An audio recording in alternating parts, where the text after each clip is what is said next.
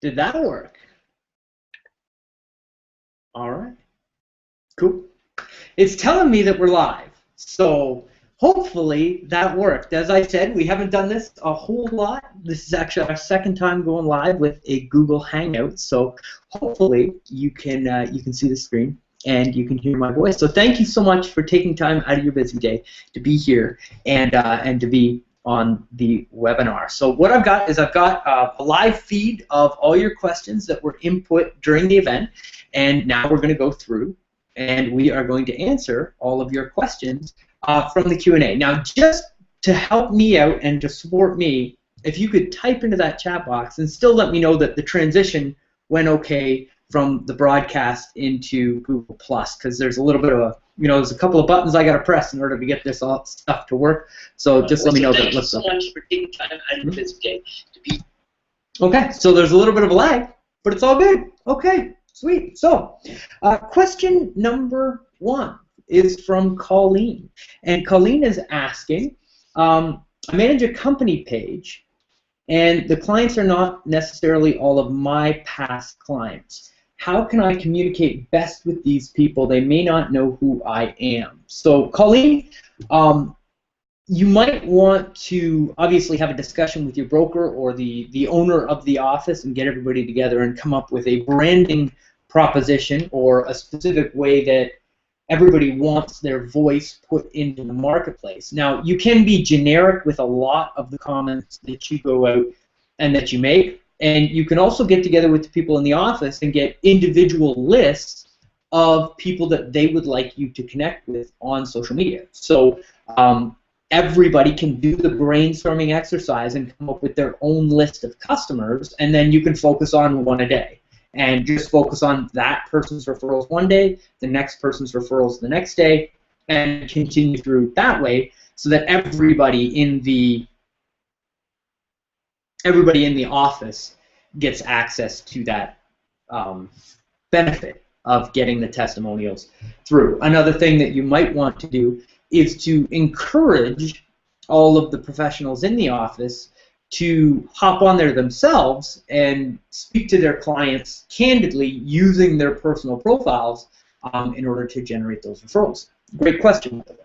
So, is there going to be a recording of the event? So yes, there is a recording of the event. It's going to be up for a limited time. We're going to have it up for 48 hours, and then after that, you'll have to contact your mortgage partner in order to get access to the recording. So if you'd like access to the recording so that you can, spend some more time on the template or whatever it is that you want to do, go ahead and ask your mortgage partner. They'll get that information from their First National representative, and they will send it back to you. And again, it's so nice that First National has put this whole thing together as a give back to the mortgage community and to you in your business. We've got lawyers, we've got home inspectors, we've got real estate professionals, we've got all kinds of different professionals on this presentation today, and they're here supporting everybody's business because they love you and they want to give back and they want to help you build your business. And I, of course, also want the same for you. So make sure that you reach out to the mortgage professional that invited you to this event, say thank you, and make sure that love makes it back to First National. So we have had a couple of questions here about the actual events themselves. How often are they going to be running? So these are happening every month. So once a month, you're going to get an invitation from your mortgage partner to get on a webinar like this. So every month, watch out for that invitation, and you'll be getting a webinar just like this to teach you how to build your business using social marketing and social media. And yes, we are going to touch on LinkedIn, we're going to touch on Twitter, and only show you techniques that I've been able to use in our business in order to get results, and then share those with you. We don't talk about theory on any of these presentations. These are all real-world strategies that we've used to actually get results. So with that,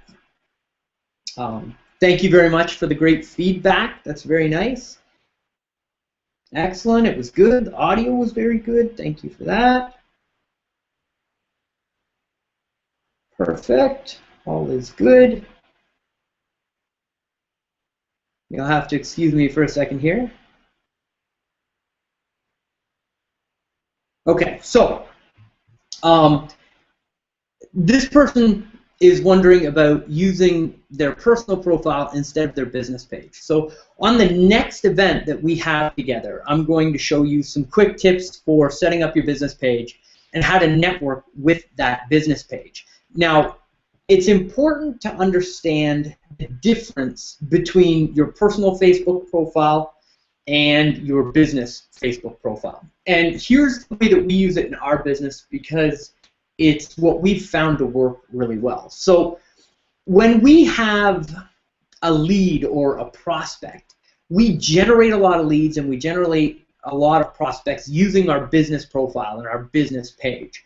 We use it for marketing, for advertising, and that is a place where we warm up our leads. We show them that we're an expert in the industry. We drip out listings on them, different financial tips, ways that they can take better care of their home. And we build that relationship so that people know us, like us, trust us, and see us as a pillar in the community and a leader in the industry, an expert at what we do.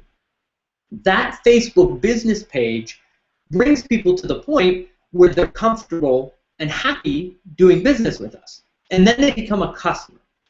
And in, let's say, your real estate business, you get that person in the car, they find the perfect house if they're a buyer, or they list with you and you sell their home, and then they become a customer. You've generated a commission check from that person, and they've become a friend to you and an asset in your business that can refer you lots of deals throughout their lifetime cycle of doing business with you. You want them as a repeat customer and to refer all their friends and family.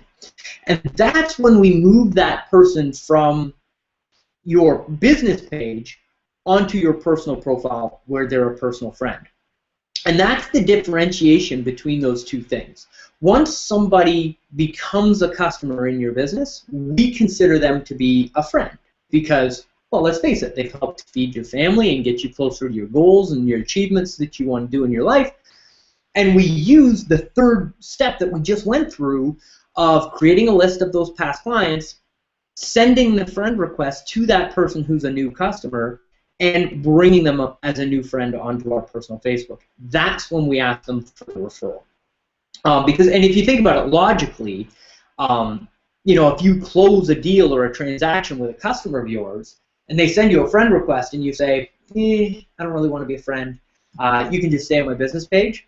It's kind of like, you know, it's a social media diss on on that person that, you know, you wanted to do business with them, but you won't be their friend on Facebook. So that's part of the reason why we do that. The other reason is it works really well when you connect with that person using your personal profile. And it works the same with your referral sources, right? Your mortgage broker has added you as a friend on Facebook. They've connected with you on Facebook because they consider you a friend. They want to help build your business. They want to connect with you, and that's why that relationship is happening that way. So that's why we have the separation between the business page and the personal page.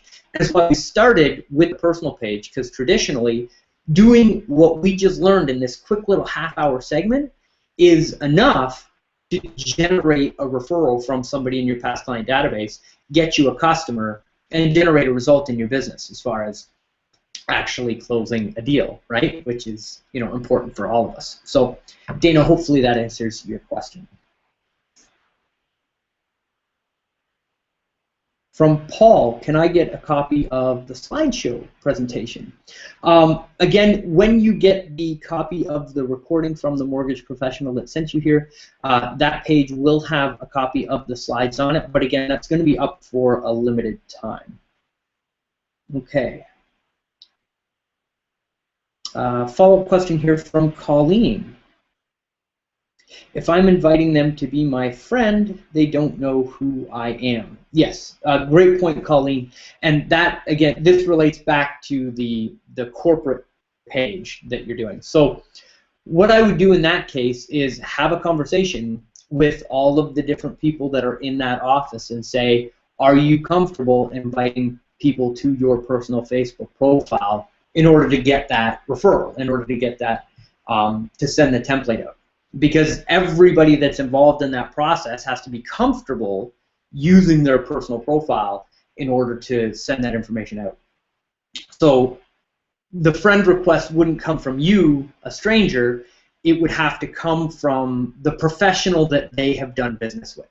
And if that professional isn't comfortable going out and connecting with those people in that way, they're not going to get the benefits of the referrals and sending the template out, right? So I would definitely send those messages from the specific profiles or from the specific accounts of the mortgage brokers or real estate agents in that office.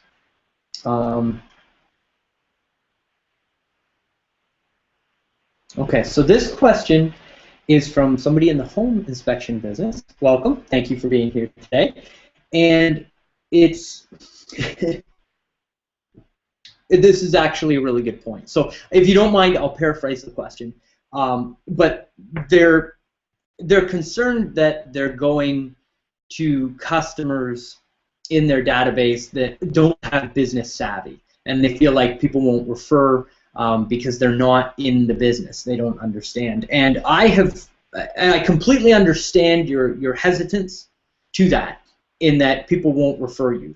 But people understand, especially when small business owners like us, they understand that it's our livelihood, that we go out, we do a good job, and the reason that we do a good job is because we want more customers and more referrals. So I think that you'll be warmly surprised at the response that you get from those people. Even though they don't understand business, they like you. And if you go out and you ask them to help you in your business and send you referrals, I think you'll be pleasantly surprised with the response that you get back from those people. I mean, I'm sure you do a lovely job with what you do.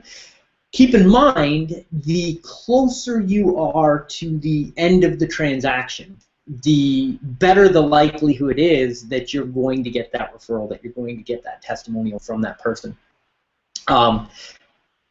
It's just one of those things that I highly recommend that you do either at the closing table or as close to the end of the transaction as you possibly can.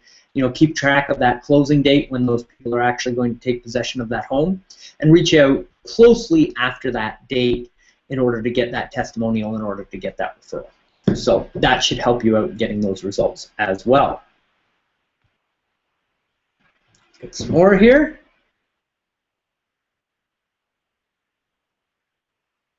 Oh, this is a good question. So what if I have more than one referral partner that I want to network with? And I won't share your name, and I won't share your area, but the question is ultimately, what if I'm networking with more than one business owner in an area? So let's say, for example, you've got 5 real estate agents that you want to refer business back and forth to, but you're not sure who you want to ask the referrals for. I'm a firm believer of the more the merrier, and this is a world of abundance. And the more people that you ask for business, the more people that are going to support you. And it can be one of those things where, I mean, let's face it, we're all in the same industry. We're all in the same business. And we, traditionally, everybody gets along really well. All the mortgage brokers know all the mortgage brokers, all the realtors know all the realtors, and we all know each other. So it's totally okay, in my personal perspective, to go out and network with and ask for referrals from multiple people in the same industry. I personally believe that that's totally okay.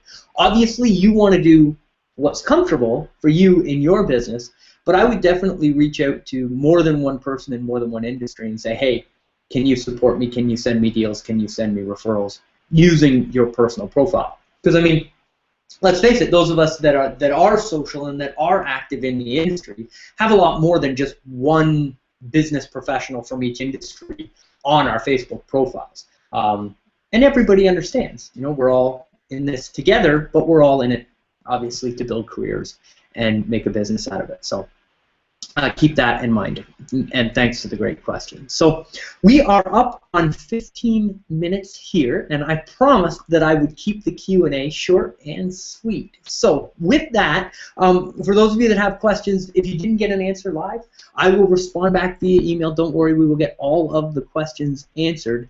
And I wanted to thank you very much for your time, for being here today. we'll take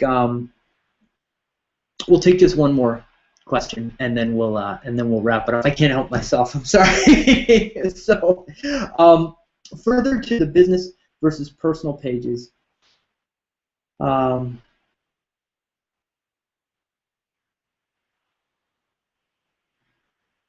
Okay, so this is a great question from Judy. And Judy says, if I move a mortgage client from my business page to my personal page, will they miss out on mortgage-related posts to my business? I don't want them just to get my personal posts. I'm not allowed to post business stuff on my personal page, right?